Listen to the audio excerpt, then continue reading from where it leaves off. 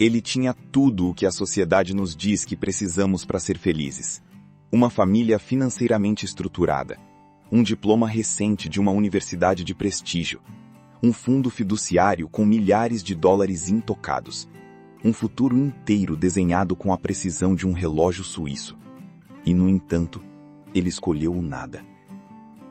A história de Christopher McCandless, eternizada no livro e no filme Na Natureza Selvagem, costuma ser lida de duas formas extremas. Para alguns, ele foi um herói romântico, um mártir da liberdade. Para outros, apenas um jovem arrogante e ingênuo que subestimou a força brutal do mundo real. Mas essa divisão é superficial. A verdadeira pergunta que a jornada de Chris nos obriga a fazer é muito mais desconfortável. O que acontece quando você percebe que o roteiro que escreveram para sua vida é, na verdade, uma prisão?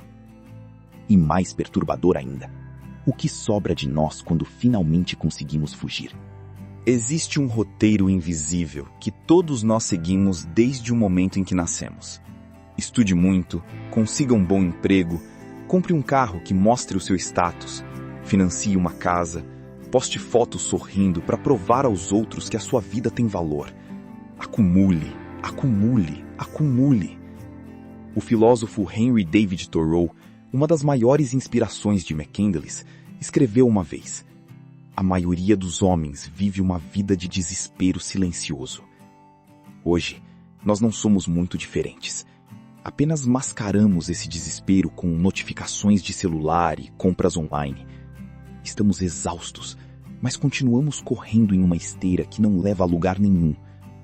Para Chris, o sucesso moderno era uma doença. Cada objeto material era um peso. Cada expectativa social, uma corrente.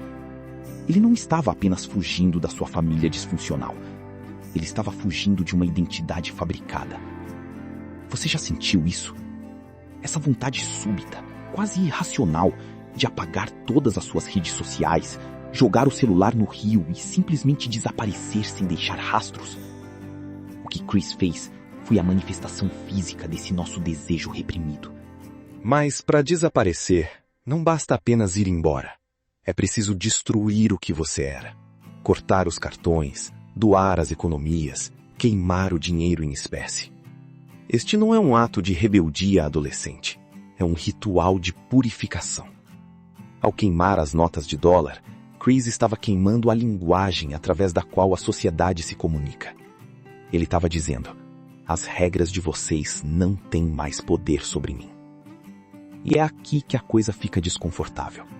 Nós romantizamos a ideia de jogar tudo para o alto. Assistimos a vídeos de pessoas que abandonaram o mundo corporativo para viver em uma van e sentimos uma pontada de inveja. Acreditamos que, longe das pressões da sociedade, finalmente encontraremos nosso eu verdadeiro. Mas será que existe mesmo um eu verdadeiro esperando por nós na solidão absoluta? Ou será que, ao rasgar o mapa da sociedade, corremos o risco de nos perdermos completamente no vazio? Voltando a McCandless, a fuga dele estava prestes a colidir com uma força muito mais implacável do que a sociedade de consumo. Nós temos uma mania estranha de tratar a natureza como se ela fosse uma mãe amorosa e compreensiva. Projetamos nela a nossa própria moralidade. Achamos que a montanha se importa com a nossa jornada de autodescoberta. Achamos que a floresta vai nos acolher e curar os nossos traumas urbanos.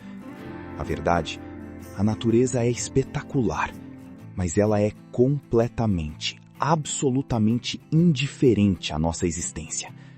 Quando Chris finalmente chega ao Alasca, ele encontra o que tanto procurava: a liberdade total. Sem relógios, sem chefes, sem pais, sem regras sociais. Apenas ele e o fluxo eterno das estações.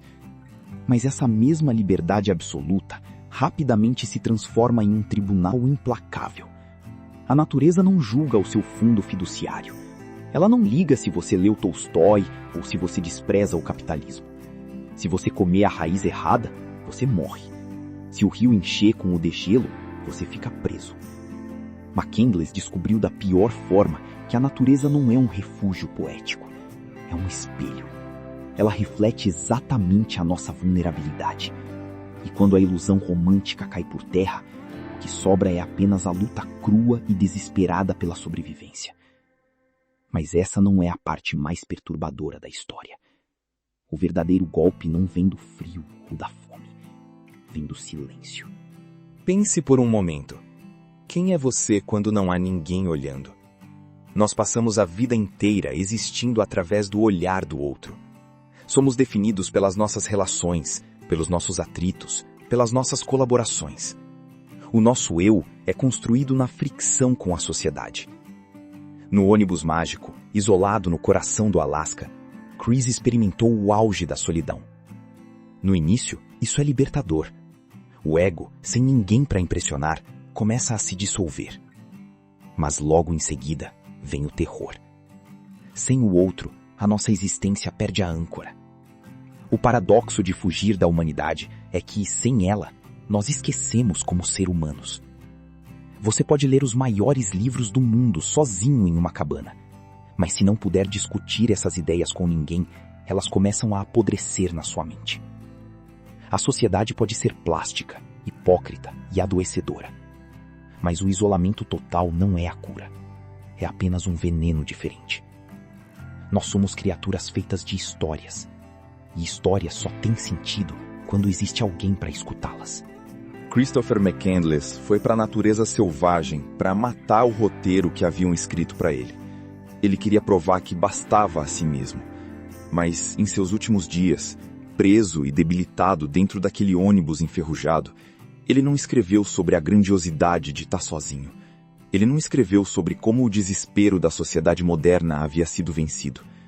Em um dos livros que carregava, ele deixou uma anotação final, talvez a maior e mais devastadora epifania de toda a sua jornada.